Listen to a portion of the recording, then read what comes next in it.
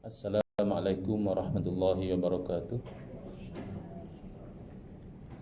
Bismillahirrahmanirrahim. Alhamdulillahi rabbil alamin. Wa afdalus salati wa atammu taslimi ala sayyidina Muhammadin wa ala alihi wa sahbihi ajmain. Rabbi shrah li sadri wa yassir li amri wahlul 'uqdatam min lisani yafqahu qawli. Subhanaka la ilma lana illa ma 'allamtana innaka antal alimul hakim. Allahumma akhrijna min zulumatil wahmi wa akrimna binuril fahmi waftah alaina bima'rifatil ilmi wa sahhil akhlaqana bil hilm waj'alna mimman yastami'una al-qawla fayattabi'una ahsana. Allahumma ati nufusana taqwaha wa zakkiha anta khairu man zakkaha anta waliyuha wa maulaha.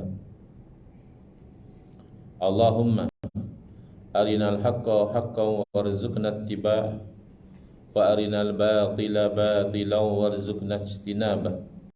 Allahumma anfa'na bima 'allamtana wa 'allimna ma yanfa'una wa zidna ilman wa huda, amma ba'd. Alhamdulillah, syukur kehadirat Allah Taala, pada hari ini insya-Allah kita menyambung pengajian yang mana sepatutnya 2 kali sebulan. Tapi pada 4 bulan yang lalu saya mohon uzur daripada hadir kerana kurang sihat. Jadi hari ini alhamdulillah kita bertemu lagi dan insya-Allah kita akan menyambung daripada muka surat 66. Semalam saya ada hadir program yang dibuat, kuliah yang dibuat di syarikat yang menerbitkan kitab ini. Saya dimaklumkan insya-Allah dalam tempoh 2 minggu lagi kitab ini akan ready. Insya-Allah next kuliah tu dah boleh masing-masing ada kitab insya-Allah. Jadi di muka 66 peristiwa para malaikat sujud kepada Nabi Adam alaihissalam. Ini masih lagi dalam bab yang ke-5 berkaitan tentang tauhid dan syirik, yang mana berlaku kekeliruan dalam fikiran sebahagian umat Islam menyangkakan bahawa sebarang bentuk penghormatan, meminta tolong dan sebagainya adalah syirik kepada Allah Subhanahu Wa Taala.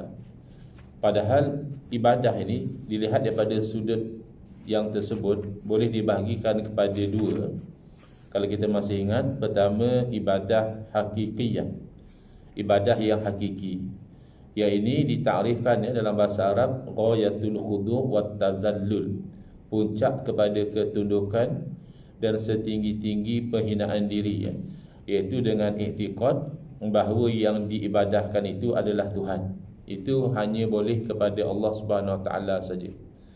Haram dan syirik kalau kita itu ibadah yang demikian kepada selain daripada Allah, hatta kepada makhluk yang mulia sekalipun. Kalau ada orang sembah malaikat misalnya, kalau ada orang menuhankan nabi misalnya, itu adalah haram dan syirik.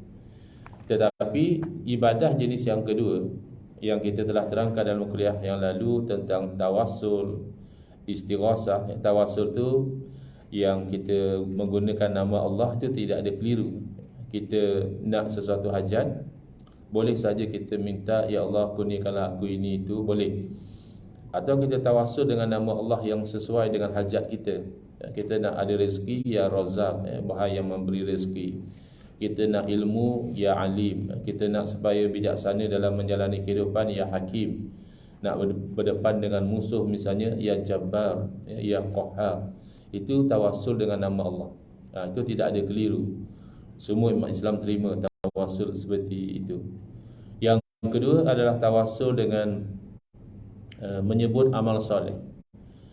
Tawassul dengan amal soleh ni boleh jadi satu orang tu ada hajat, dia nak berdoa kepada Allah Subhanahu Wa Taala, dia buat amal soleh dulu. Dia bersedekah dahulu, dia buat baik pada anak yatim dahulu, lepas tu baru dia berdoa. Itu tawassul dengan amal soleh. Ataupun boleh jadi amal soleh tu dia dah buat lama, mungkin 2-3 tahun lepas dah dia buat benda tu.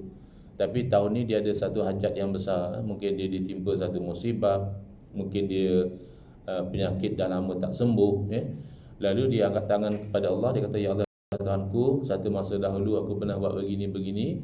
Kalau itu amal soleh di sisimu ya Allah, perkenankanlah doa aku ini. Itu namanya tawassul dengan amal soleh. Itu juga tidak ada kekeliruan. Kekeliruan mula menyelinap masuk apabila dia bertawassul dengan orang soleh. Dalam doa dia angkat tangan, misalnya yang paling soleh daripada orang soleh adalah Nabi kita. Ya Allah Tuhanku, dengan kemuliaan Nabi-Mu, perkenankanlah doa aku ini. Ataupun ya Allah Tuhanku, dengan kemuliaan kewalian Syekh Abdul Qadir Jalani. Yang itu yang ada sebahagian umat Islam dah jadi keliru. Dia kata tak boleh tawassul macam itu. Sedangkan tidak ada dalil yang mengharamkan tawassul dengan seseorang yang soleh semata-mata kerana orang soleh itu telah meninggal dunia. Alasan dia itu tawassul dengan orang mati, tak boleh. Tawassul dengan orang mati atau orang hidup tidak ada beza. Menyebut nama orang soleh adalah menyebut sesuatu yang mulia dalam doa. Adakah kemuliaan dia itu sudah terbatal dengan sebab dia meninggal dunia? Paling mudah kita faham, kita bertawassul dengan Nabi SAW adalah kerana kemuliaan Nabi di sisi Allah. Adakah Nabi SAW hanya mulia di sisi Allah ketika baginda masih hidup, lalu setelah wafat kemuliaan itu hilang? Tak mungkin. Jadi ini hanyalah akal-akalan sahaja. Jadi sedangkan agama dia terbina di atas dalil. Sebab itu kita umat Islam Ahlussunnah wal Jamaah berpegang sebagaimana yang difahami oleh para sahabat.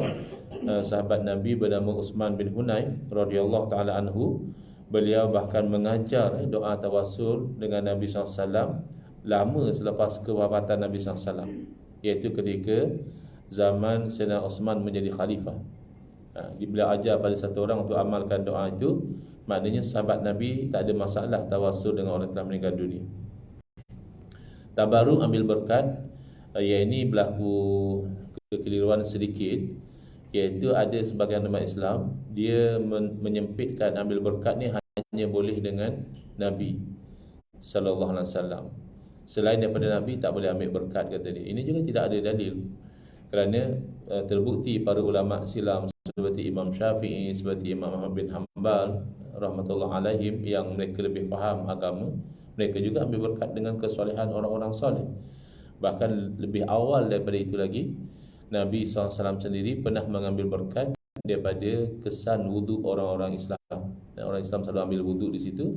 Nabi selalu minta orang ambil air daripada tempat wuduk itu. Bila ditanya adalah untuk mengambil berkat daripada kesan tangan orang-orang Islam. Kadang-kadang ada orang nak berubat apa, dia kata pergi ambil air kolah masjid lah apa. Dia bukan masalah kolah masjid tu, dia masalah keberkatan yang ada pada orang Islam. Sebab orang beriman tu dia ada keberkatan. Keberkatan ni maknanya kebaikan. Jadi di sisi kita di Sunnah wal Jamaah ambil berkat dengan Nabi SAW ataupun dengan kesan-kesan Nabi SAW. Misalnya kalau masih ada lagi sampai kepada kita rambut Nabi misalnya, boleh saja kita ambil berkat dengan kita cium atau kita rendam dalam air dan kita minum. Di zaman sahabat memang mereka jadikan sebagai ubat penawar. Kalau ada orang sakit, minum air rendaman rambut Nabi SAW ataupun seumpama dengannya.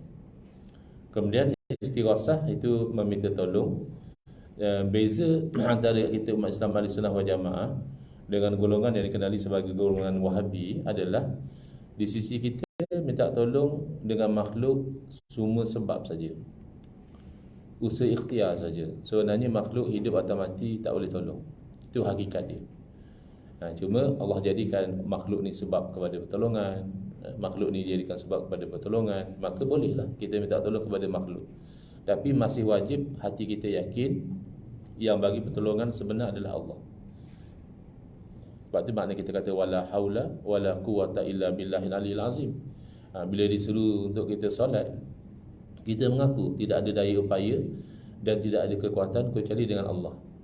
Berarti kalau Allah tidak izinkan, walaupun solat itu tak lama mana, tak solat kita. Bahkan mungkin sebagian daripada kita pernah mengalami tahun-tahun yang mereka tu tak solat. Bukan tak larang, tapi tidak ada hidayah taufik daripada Allah SWT, makanya tak solat. Jadi begitu, tidak ada beza kalau dengan orang meninggal dunia. Di sini dia punya the tricky part. Habis kalau dah mati nak tak tolong apa lagi, kan dah mati. Jadi orang yang mati sebenarnya tidak akan menolong orang yang hidup dengan cara orang hidup, kerana mereka berada dalam situasi yang berbeza, alam yang berbeza. Orang yang hidup kita nampak, katanya tadi susun meja, kan ada kawan yang tolong susun kan, ada orang yang tolong kita angkat meja, buka meja, lipat dan sebagainya. Itu orang hidup. Takkan orang mati pun macam itu. Ada kubur tepi ni, panggil orang mati sama tolong bergotong royong, tak ada macam itu. Jadi pertolongan yang diharapkan daripada orang telah meninggal dunia sebenarnya adalah doa mereka. Sebab itu biasanya istighosah dengan orang mati ini hanya orang-orang yang soleh. Kita tidak istighosah dengan semua orang yang telah meninggal dunia, kerana orang-orang soleh ni di alam roh itu mereka itu dianggap hidup. Bahkan dalam Al-Quran pun menunjukkan bahawa orang mati syahid misalnya hidup. Walakin la tash'urun. Tapi kamu tak sedarlah hidupnya orang syahid di alam roh itu, kamu tidak sedar. Tapi di sisi Allah mereka hidup, bahkan diberi rezeki oleh Allah SWT. Jadi itu the tricky part ya. Sementara golongan Wahabi dia mengatakan minta tolong hanya boleh dengan orang hidup, tetapi tidak boleh dengan orang yang telah meninggal dunia. Yang ini saya pernah tanya, walaupun mereka ni tak mengaku Wahabi, tapi ada pendirian mereka yang lihatnya sama seperti pendirian Wahabi. Jadi dalam satu mesyuarat saya tanya, yang hadir itu orang-orang bijak pandai, ada PhD dan sebagainya, ada jawatan agama. Saya tanya, ada tidak dalil yang mengharamkan minta tolong dengan orang mati? Jadi yang berkenaan jawab, kata dia, dalil banyak, dalam Quran semua ada. Saya kata okey, kalau ada banyak, saya nak satu je. Tolong sebut satu dalil cukup. Sampai habis mesyuarat, ada dalam 14 orang yang ada PhD kat situ, yang berpendirian sama macam itu, seorang pun tidak bawa dalil. Jadi dia sebenarnya benda itu berlaku di zaman sahabat ketika berlaku kemarau. Ketika itu Sayyidina Umar radhiyallahu anhu menjadi khalifah. Jadi seorang lelaki datang ke makam Nabi SAW lalu meminta tolong, ya Rasulullah, istasqi li ummatik. Wahai Rasulullah, tolonglah minta hujan buat umatmu. Jadi tidak ada bila berita itu sampai pada Sayyidina Umar, sebab lelaki tadi selepas dia berdoa begitu, memohon begitu, dia tertidur di sisi makam. Lalu dalam tidur itu, bila bermimpi berjumpa dengan Nabi SAW, antaranya Nabi menyampaikan salam kepada Sayyidina Umar.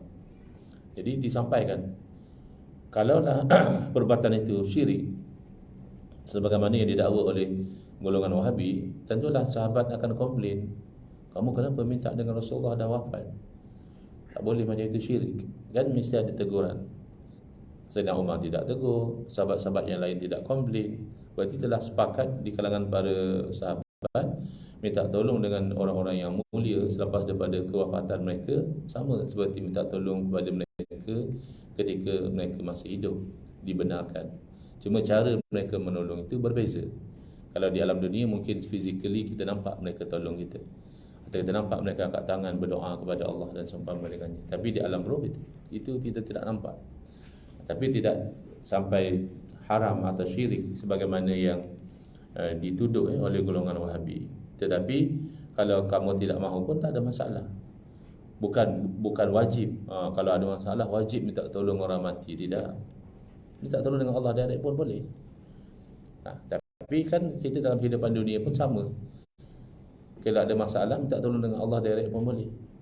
Minta tolong dengan kawan pun boleh juga. Tapi dengan kawan beza minta tolong dengan Allah. Dengan kawan hanya sebab. Kalau dengan Allah itu hakikat. Baik, jadi di muka surat 66, peristiwa sujud Nabi Adam AS, maka ini menimbulkan persoalan. Kerana kalaulah sujud itu syirik, kan itu Allah yang perintah. Allah larang syirik, tapi Allah yang perintah malaikat sujud pada Nabi Adam AS. Berarti sujud di situ tidak syirik. Kerana syirik memang dosa besar. Allah larang. Jadi sujud di sini bukan sujud dengan makna ibadah hakiki ya. Bukan sujud dengan arti menyembah kepada Nabi Adam, tidak. Tapi adalah sujud ta'zim, iaitu sujud penghormatan terhadap Nabi Adam AS. Sementara iblis, kita tahu ini kisah masyhur tak mahu sujud. Tapi bukan kerana tak mahu menyembah Adam atau tak mahu menjadikan Adam itu sebagai kiblat. sebagaimana Kaabah dijadikan sebagai kiblat, tetapi merasa takabur, tak suka dia. Khalaqtahu min tin wa khalaqtani min nar. Kamu jadikan dia daripada tanah, jadikan aku daripada api. Jadi orang sombong ni dia kadang tak rasional. Apa bukti kalau api lebih mulia daripada tanah? Tak ada bukti pun. Tapi dia perasan. Oleh kerana dia perasan dia lebih mulia, ana khairun minhu, kata dia, aku lebih baik daripada dia, dia pun tak mahu sujud. Bukan kerana sujud itu syirik ataupun sujud itu menjadikan Adam sebagai kiblat, tidak. Baik, timbul persoalan. Kalau sujud hormat tidak syirik, habis bolehlah kita sujud kepada seseorang dengan tujuan untuk hormat? Jawabnya, tidak boleh. Kenapa? Kerana dalam syariat Nabi kita, Nabi Muhammad SAW, dilarang. Pernah Sayyidina Mu'az bin Jabal radhiyallahu anhu balik dari Syam, Sayyidina Mu'az sujud pada Nabi SAW. Nabi tanya, "Ma haza ya Mu'az?" Ni apa dia ni, Mu'az? Jadi Sayyidina Mu'az kata, "Saya baru balik daripada Syam ya Rasulullah. Di sana saya perhatikan bila seseorang itu ingin menzahirkan penghormatan kepada raja atau kepada orang-orang alim, mereka sujud. Jadi kamu ya Rasulullah lebih berhak untuk saya sujud." Jadi Nabi larang, la taf'al, jangan buat. Ya, bila Nabi SAW larang, berarti itu haram. Bahkan Nabi SAW dalam satu riwayat mengatakan, kalaulah aku itu ingin menyuruh seseorang sujud kepada seseorang yang lain, nescaya aku telah suruh para isteri sujud kepada suami mereka. Tapi Nabi tak pernah suruh. Jadi sujud kepada seseorang, kepada makhluk dalam syariat kita adalah haram. Kalau dengan tujuan menyembah, syirik. Haram dan syirik. Kalau tak dengan tujuan menyembah, hanya untuk hormat, tetap haram. Tapi dalam syariat Nabi-Nabi yang terdahulu ada. Misalnya adik-beradik kepada Nabi Yusuf alaihissalam, bila berjumpa dengan Nabi Yusuf sudah jadi wazir, sudah jadi menteri, mereka sujud hormat kepada Nabi Yusuf alaihissalam. Itu syariat Nabi lain. Kita ikut syariat Nabi kita, jangan sujud kepada makhluk walaupun dengan niat untuk menghormati. Baik, jadi sebagai kesimpulan, perbuatan sujud atau apa sahaja jenis ketundukan tidaklah dinamakan ibadah dari segi syarak, bukan ibadah yang hakiki, kecuali beriktikad sebagaimana yang diterangkan dahulu, iaitu yang kita sujud itu adalah Tuhan. Tapi insya-Allah kita sujud ke arah Kaabah. Kita kalau pergi haji umrah kan, kita betul-betul sujud ke arah Kaabah. Ada tidak kita terlintas Kaabah itu Tuhan? Tidak ada. Habis kenapa kamu sujud kepada Kaabah? Kerana Allah yang suruh. Bila sembahyang menghadap Kaabah, yang saya sembah adalah Allah, yang saya taat adalah Allah. Allah yang perintahkan kalau sembahyang menghadap ke Kaabah. Tidak saya anggap itu Kaabah adalah Tuhan. Kaabah kan batu. Bahkan Kaabah pernah runtuh, Kaabah pernah dibina balik, bahkan Kaabah pernah diruntuhkan. Jadi bukan Tuhan.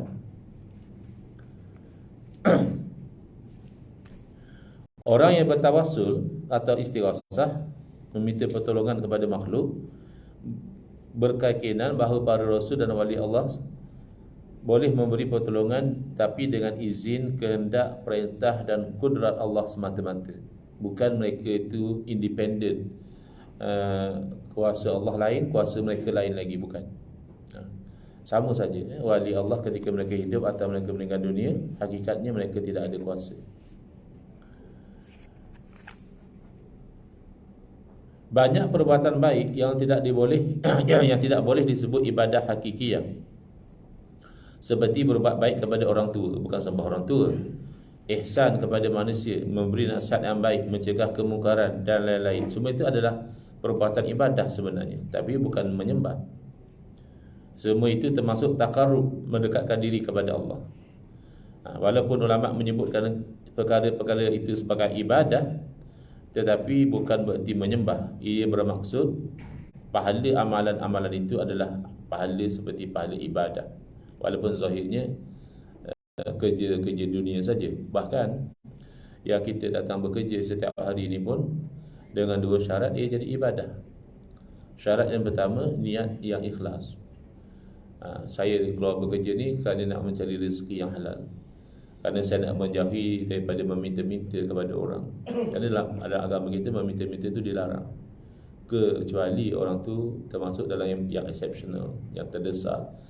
Itu boleh minta tolong. Tapi dalam keadaan biasa kita saja-saja nak minta duit orang, itu dilarang. Bahkan dalam hadis, lebih baik satu orang itu pergi pikul kayu api, cari rezeki, daripada dia meminta kepada orang, sama ada orang beri atau tak beri. Kerana jatuh maruah kita bila kita meminta-minta. Jadi bila kita niat ikhlas kerana Allah, bukan kerana kita nak menunjuk-nunjuk, ataupun kan seorang dia nak suka compete, nak compete dengan kawan dia, nak compete dengan jiran dia.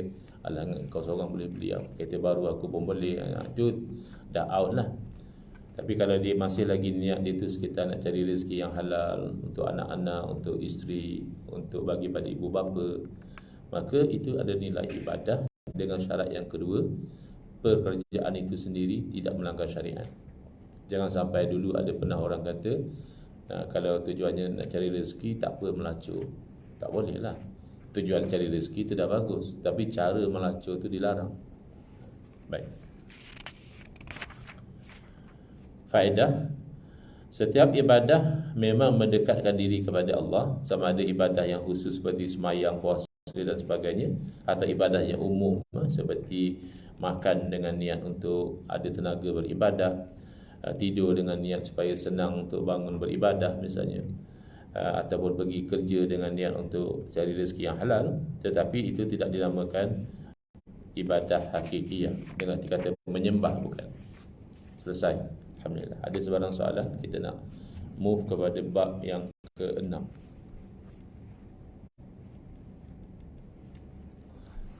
Baik, bab yang ke-6 di muka surat 68, Ustaz Mahathir masukkan kerana nak meleraikan kekeliruan yang berlaku dalam fikiran sebahagian umat Islam, yang mana mereka menyangkakan bahawa sumber hukum syarak hanya Quran dan Sunnah. Maka kita dengar perkataan-perkataan seperti mana ada ni, tak ada Quran hadis pun. Ini ulama je yang letak ni, tak ada ni dalam Quran hadis. Kita kadang-kadang pernah dengar percakapan macam itu. Jadi percakapan seperti itu ada mengandungi kekeliruan, kerana seolah-olah sumber hukum syarak hanya Quran dan Sunnah sahaja. Cuba tengok tajuk bab ni dulu ya. Bab 6 tajuknya dalil syarak bukan hanya Al-Quran dan Sunnah. Saya ulang ya. Dalil syarak bukan hanya Al-Quran dan Sunnah. Dalil di sini bermakna sumber hukum. Dalil ada beberapa makna ya. Tapi dalam bab ni dalil bermakna masdar, source, sources of Islamic law ya. Sumber hukum syarak bukan hanya Al-Quran dan Sunnah. Maka perkataan hanya itu penting. Kalau kita buang perkataan hanya, tajuk ni jadi salah. Cuba buang perkataan hanya, apa dia jadi? Dalil syarak bukan Quran dan Sunnah, kan salah. Memang Quran dan Sunnah dalil syarak. Jadi kalau kamu kata dalil syarak bukan Quran dan Sunnah, tak betul. Tapi kalau kamu mengatakan dalil syarak hanya Quran dan Sunnah saja pun tak betul. Makna sumber hukum syarak tu ada lagi. Selain daripada Quran dan Sunnah, ada sumber hukum yang lain lagi. Baik. Soalan. Ada yang mengatakan bahawa untuk memahami sesuatu hukum, kita hanya perlu merujuk kepada Quran dan Sunnah saja. Jangan rujuk kepada yang lain. Kalau nak rujuk Quran dan Sunnah semata-mata, ini juga adalah keliru. Ini bercanggah dengan sikap Nabi SAW sendiri. Cuba okey. Masih tak ada kitab lagi. Saya lompat sedikit ke muka surat 70. Kenapa kita kata tak betul mengatur Rasulullah? Cuba kita lihat kenapa kita katakan menganggap sumber hukum hanya Quran dan Sunnah itu semata-mata adalah salah, kerana bercanggah dengan hadis Nabi sallallahu alaihi wasallam. Ketika Nabi SAW melantik sahabat baginda iaitu Sayyidina Muaz bin Jabal radhiyallahu ta'ala anhu sebagai qadi ataupun gubernur di Yaman ya. Nabi SAW pada ketika itu adalah pada posisi selain sebagai Nabi juga sebagai pemerintah. Jadi sebagai pemerintah Nabi SAW melantik sahabat-sahabat tertentu untuk menjalankan tugas-tugas tertentu. Sayyidina Muaz bin Jabal dilantik di Yaman, ke Yaman. Nabi SAW bertanya, "Ya Muaz, kaifa taqdi idza urida laka qada?" Macam interview juga. Jadi tak boleh juga kalau orang komplain kata ni orang nak mengajar agama pun nak kena interview. Oh, kalau buat konsert tak payah pula tauliah. Yalah, kan konsert kan konsert nak bagi tauliah buat apa, benda haram. Tauliah ni kebenaran. Habis tu orang boleh buat konsert, itu kan bidang kuasa lain. Yang benarkan konsert tu bukan pejabat agama. Yang benar konsert tu mungkin bandar raya atau apa kan. Jadi kalau tanya pejabat agama, dia tak akan benarkan konsert tu haram. Secara umum lah ya, bukan semua konsert haram ya. Kalau dibuat secara yang patut syariah, tapi secara umumnya haram.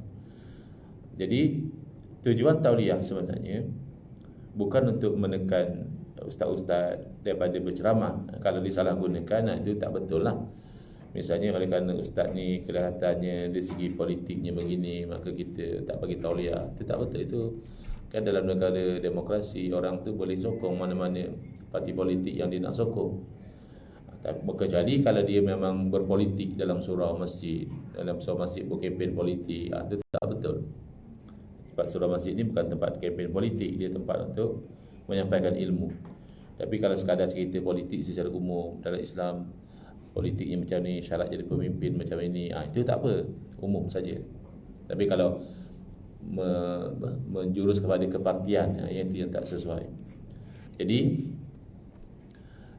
tauliah tu penting kerana nak memastikan orang tu layak. Jadi Nabi SAW sendiri bagi dia interview Sayyidina Muaz, suruh hantar ke Yaman, bagi dia cek dulu macam mana kamu buat keputusan. Kalau bawa satu kes ke depan kamu putuskan macam mana. Jadi Sayyidina Muaz jawab, bi kitabillah, saya akan buat keputusan berpandukan kepada Al-Quran. Jadi Nabi SAW bertanya lagi, fa illam tajid fi kitabillah, macam mana pula kamu buat keputusan kalau kamu tak jumpa dalam Quran? Berarti daripada pertanyaan Nabi SAW, kita boleh faham ada perkara-perkara yang akan berlaku yang kalau kita nak cari direct answer in the Quran, tak ada. Memang Quran tu mengandungi segala-galanya, tapi bukan segala-galanya maknanya terperinci. Apa hukum forex trading, apa hukum futures, apa hukum option, apa hukum pemindahan organ, tak ada cerita dalam Quran secara khusus, tak ada. Kena cari kaedah umum dia. Ulama akan tarik keluar hukum daripada kaedah-kaedah umum tadi. Maka daripada pertanyaan Nabi SAW, jelas ada perkara yang Quran tak cerita secara spesifik. Wa bi sunnati Rasulillah. Kalau begitu, saya akan decide based on hadis Nabi, sunnah Nabi. Nabi SAW tanya lagi, fa illam tajid fi kitabillah wala fi sunnati Rasulillah. Macam mana kamu akan buat keputusan? Kes dah bawa depan kamu, kamu jadi qadi. Tapi kamu cari dalam Quran tak jumpa, kamu cari dalam hadis pun tak jumpa. Macam mana kamu nak buat keputusan? Lalu Sayyidina Muaz bin Jabal menjawab, ajtahidu ra'yi wala, saya akan berijtihad menggunakan pandangan saya. Kan di situ ada ruang untuk sumber hukum selain daripada Quran dan Sunnah. Jadi mengatakan sumber hukum hanya Quran dan Sunnah itu tak tepat.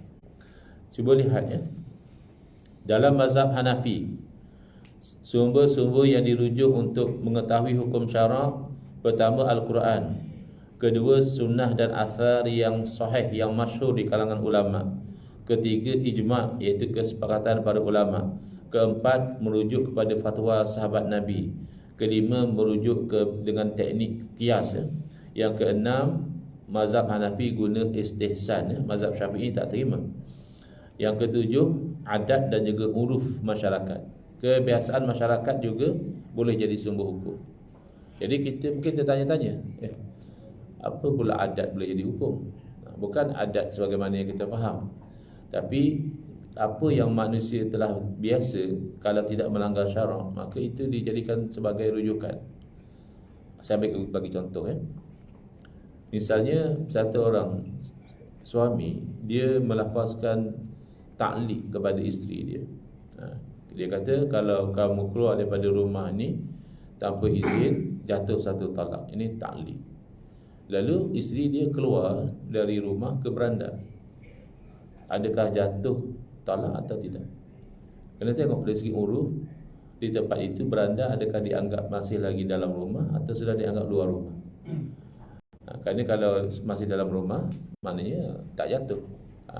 Begitu juga misalnya buat kontrak untuk beli 100 kilo daging misalnya. Jadi kena tengok huruf di situ. Kalau daging apa? Kalau di tempat kita, saya percaya di Malaysia, kalau sebut daging saja adalah daging lembu. Kalau dia hantar ayam, dia tak ada cakap saya hantar daging ayam, bukan tulang, ini daging. Okey, memang tapi kan dalam kontrak kata daging, ini daging lah kata dia. Tak, kena rujuk kepada huruf. Kebiasaan kalau sebut daging adalah daging lembu. Tapi saya perasan kalau di negara Arab, ketika saya belajar di Jordan, kalau sebut laham, laham tu maknanya daging, kita sebut laham saja. Jibni laham, bagi saya daging kilo. Dia akan bagi daging kambing. Kalau kita nak daging lembu, kita sebut laham ijil, daging lembu, baru dia akan bagi daging lembu. Kalau laham saja daging kambing, kan berbeza. Kita terbalik. Kalau nak daging kambing, kita cakap lah. Kalau kita Tokey bagi daging sekilo, dia bagi daging lembu, kita marah. Cakap, saya nak daging kambing lah. Tokey cakap lain kali, cakap lah daging kambing. Kat Arab dia terbalik. Kalau tak cakap, maksudnya daging kambing. Baik. Mazhab Maliki, sumber rujukan mereka adalah Quran, Sunnah, Ijma', Qiyas, Masalih Mursalah. InsyaAllah nanti kita akan huraikan apa maksud Masalih Mursalah. Amal Ahli Madinah, apa yang Imam Malik lihat orang Madinah amalkan pada masa itu dianggap sebagai sumber hukum. Ada sebab dia. Kemudian pendapat para sahabat. Mazhab Syafi'i, 4 sumber hukum utama: Quran, Sunnah, Ijma' dan juga Qiyas. Mazhab Hambali, Quran, Sunnah, fatwa sahabat. Fatwa sahabat yang dinilai paling hampir dengan Quran dan Sunnah. Yang kelima, hadis mursal dan juga dhaif. Dan keenam adalah Qiyas. Sebenarnya hadis itu termasuk dalam sunnah, tapi hadis mursal dan dhaif ni dia ada kelemahan dari segi kekuatan dia, authenticity dia tu ada keraguan. Maka dari segi susunan tu diletak di bawah ya. Baik, selesai. Sekarang kita lihat satu contoh sumber hukum selain Quran dan Sunnah, iaitu ijma'. Ijma' dari segi istilahnya iaitu kesepakatan ulama-ulama mujtahid di kalangan umat Islam pada satu zaman terhadap hukum syarak, iaitu selepas daripada kewafatan Nabi SAW. Ada beberapa elemen dekat situ. Pertama, kena ada kesepakatan ulama mujtahid. Kesepakatan orang yang tak sampai level ulama mujtahid tak ambil kira, ulama-ulama mujtahid. Yang kedua adalah di kalangan orang Islam. Yang ketiga, pada satu zaman. Maknanya tak semestinya ijma' itu berlaku setiap masa. Sekali berlaku dah kira jadi rujukan. Kemudian yang keempat berkaitan tentang hukum syarak. Dan yang kelima, berlaku kesepakatan itu selepas daripada kewafatan Nabi sallallahu alaihi wasallam.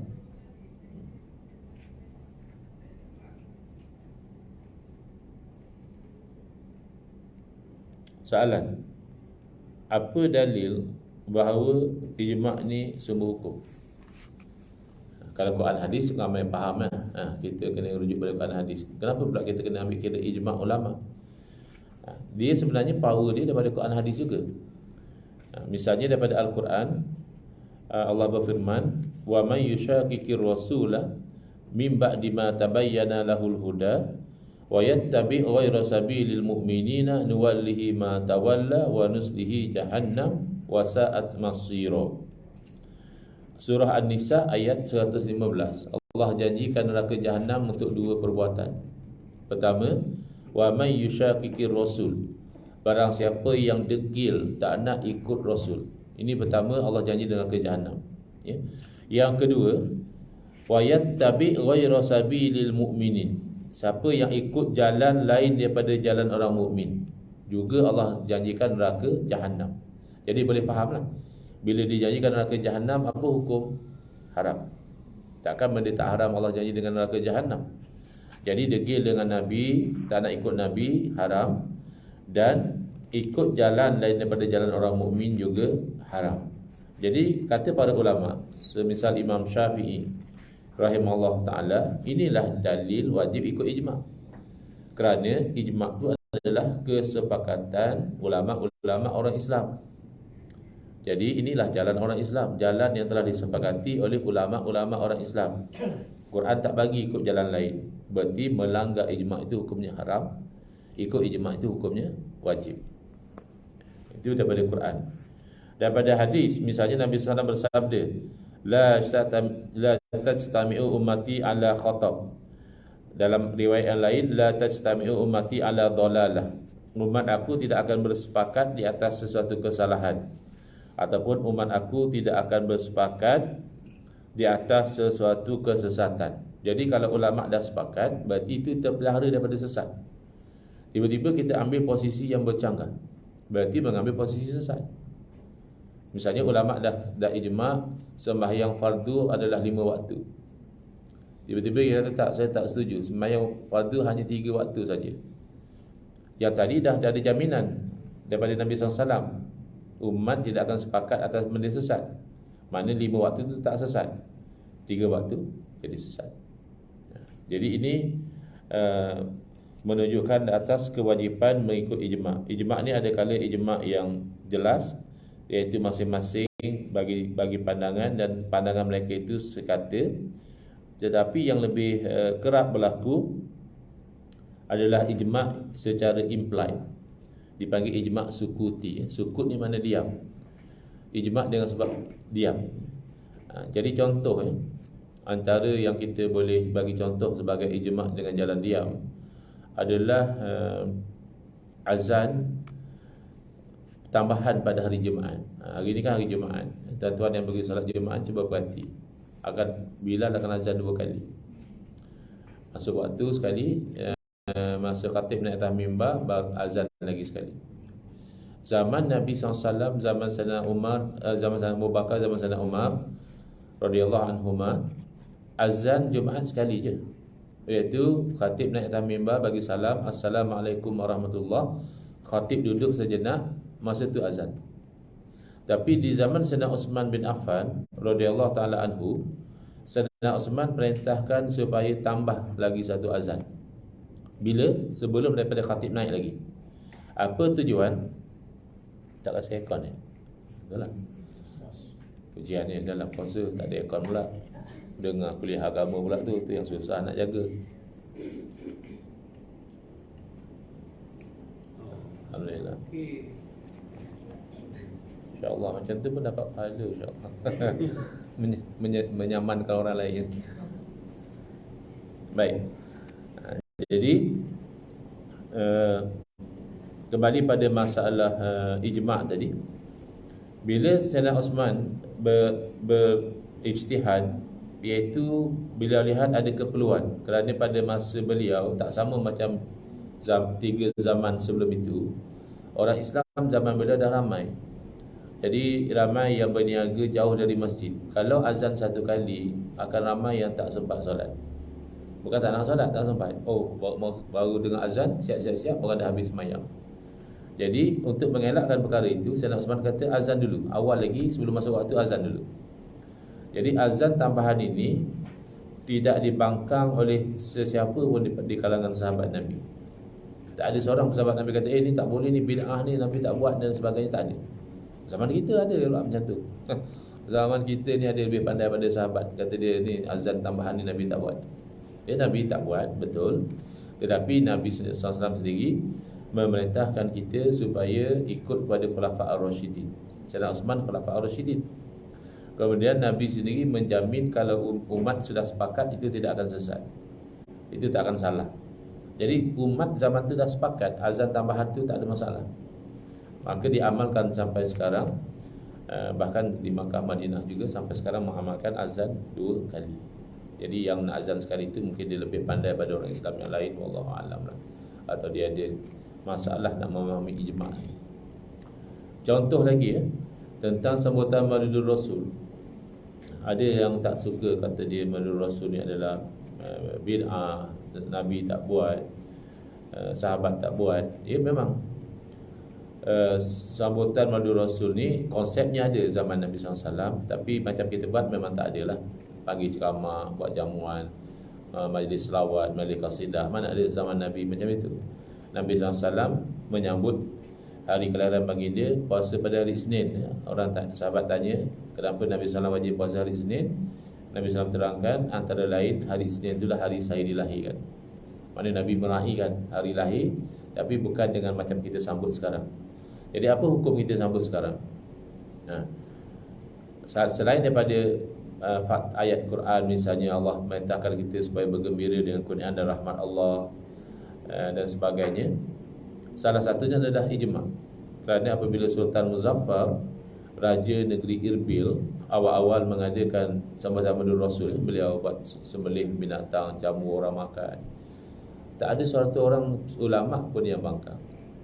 Tak ada satu orang pun kata ini khalifah tak boleh buat macam ni, sultan tak boleh buat ini, haram. Tak ada. Semua para ulama pada zaman itu menerima perbuatan tersebut adalah sebagai satu perbuatan yang baik. Kerana ia, pertama, dorongannya baik, nak ingat kepada Nabi SAW.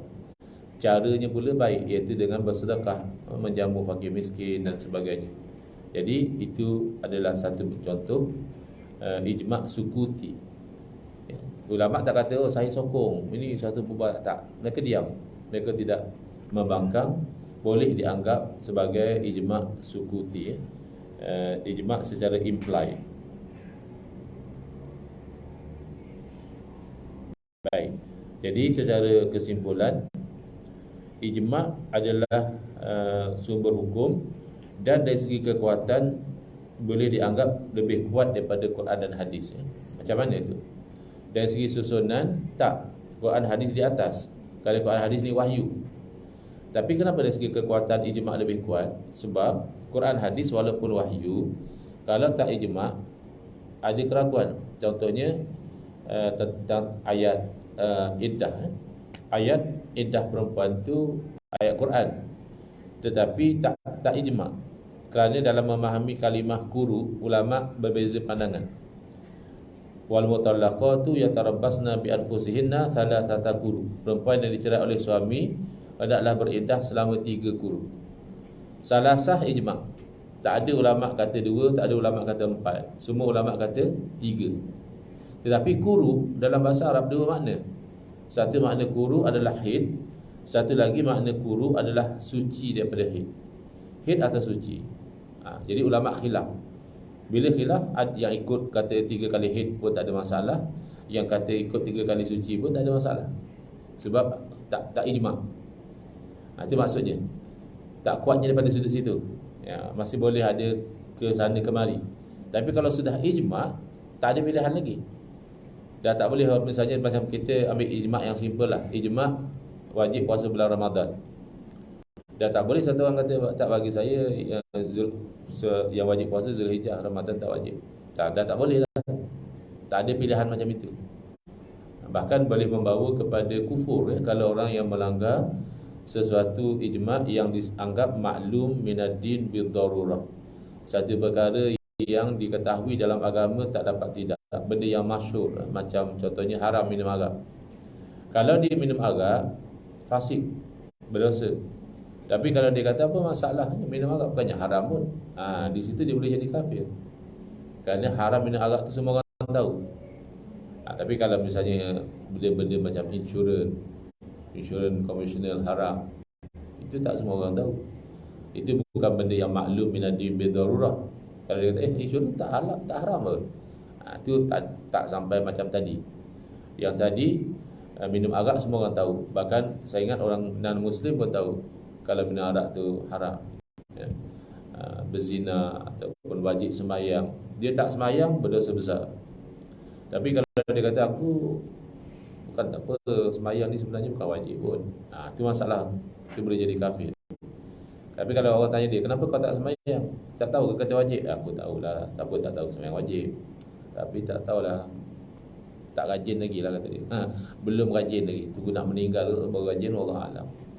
Jadi itu fasik saja, tidak sampai jadi kafir. Next insya-Allah kita akan lihat kepada sumber hukum yang lain daripada Quran dan Sunnah yang namanya adalah kias. Ini penting. Ini bukan kias macam orang Melayu. Kamu ni berkias-kias pula. Bukan kias dengan makna orang Melayu ni. Tapi kias itu adalah salah satu teknik ulama mengenal pasti hukum yang tidak ada disebut dalam Quran hadis. Wallahu a'lam. Ada sebarang soalan? Tak tanya sikit Ustaz. Benda ni boleh masuk tajuk. Kenaan dengan kiraan Ustaz. Kiraan. Okey, sekarang ni kita dalam weekday sekarang ni. Okey, tarawih ke weekday ke, kita banyak imam ikutan. Sekarang ni yang imam ni orang kita lah. Macam baru-baru ada baca weekday, dia baca surah Al-Lal, dia baca kiraan sabahan. Okey, Sabi Ismail Bika boleh. Benda tu dia tak beritahu ke makmum. Okey, adakah benda tu dibolehkan atau macam Ustaz baca kiraat tu betul lah. Tapi dia baca kiraat tu di Malaysia, kiraat tu memang jarang ada lah. Kecuali di Indonesia dulu Kari Muhammad MA ada dia yang waktu hair tu. Tapi dan dia ada kiraat tu. Ya, memang masyhur kiraat ni ada banyak. Yang kiraat yang kita ni adalah kiraat yang hafaz kan. Daripada hafaz. Yang kiraat lain tu untuk ilmu dan juga pengetahuan tu memang bagus. Tapi untuk dibaca di khalayak tu tak sayang dia, sebab itu akan menimbulkan keraguan pada makmum. Makmum tak biasa dengar ini kok baca pula macam ni, betul ke baca macam ni. Jadi kita baca kiraat yang masyhur, yang mutawatir, yang kita selalu baca itu sebagai imam. Tapi sebagai ilmu, orang yang pakar kiraat, dia baca kiraat-kiraat yang dia tahu tu okey. Tapi untuk dibaca sebagai imam itu tidak sayagi, sebab akan mengganggu makmum. Dia baca kiraat biasa, kenapa nak baca kiraat yang macam-macam? Adakah nak bagi tahu kepada orang saya pandai kiraat? Tak perlu. Bukan tempat dia. Nak buat kelas kiraat, ni satu kiraatnya macam ni bacaan. Kecuali memang kiraat tu juga dianggap mutawatir juga, misalnya Maliki Yaumiddin, tu yang mutawatirnya begitu. Tapi kalau yang Maliki Yaumiddin juga, dia baik, dia sahih juga, kuat juga. Jadi kadang-kadang kalau baca Maliki Yaumiddin, yang memiliki hari kiamat, Maliki Yaumiddin, raja pada hari kiamat, itu dua-dua tu boleh. Tapi kalau yang pelik-pelik itu, yang siapa cerita yang dia baca waktu hai apa sebetulnya dalam bila tiba pada baca Fatihah, wallahu alam lah betul tak betul cerita ni. Makmum pun dia punya amin pun jadi amin macam tu. Dia ikut-ikut dengan imam punya kiraat. Baca yang biasa saja untuk jadi imam, baca kiraat yang masyhur. Wallahu alam. Jangan kata kiraat yang berbeza, baca panjang sangat sebagai imam pun Nabi larang. Nabi SAW pernah tegur sahabat, afatanun anta ya Muaz. Muaz, kamu ni adakah seorang yang suka menimbulkan fitnah? Puncanya hanya kerana baca, bila jadi imam baca terlampau panjang. Jadi makmum ni macam-macam. Ya, makmum ni ada yang ada urusan, ada yang tak tahan kencing. Kan orang tua-tua. Jadi kalau jadi imam, baca sederhana. Maknanya jangan laju sangat, ada makmum nanti ketinggalan. Jangan perlahan sangat, nanti ada makmum yang akan jadi terbeban. Jadi imam pertengahan, kecuali makmum tu semua dah dikenali, macam di sekolah-sekolah, dan dapat kita kenal pasti mereka tu adalah yang redha. Memang ada yang jenis suka kalau bulan puasa ni maulah satu juzuk, bila lagi tanya semua pun macam tu redha, semua redha baca satu juzuk semalam misalnya, silakanlah. Tapi kalau masjid awam jangan. Sebab dia yang jemaah situ redha, yang datang tumpang menyesal dia. Ya aku tak singgah dah masjid ni, kata dia. Kan? Jadi imam sederhana. Baca tasbih pun jangan lebih. Kadang-kadang ada setengah imam sujud akhir itu dia panjangkan. Tak sepatutnya. Maintain biasa, sebab Subhanallah A'la tu 3 kali je.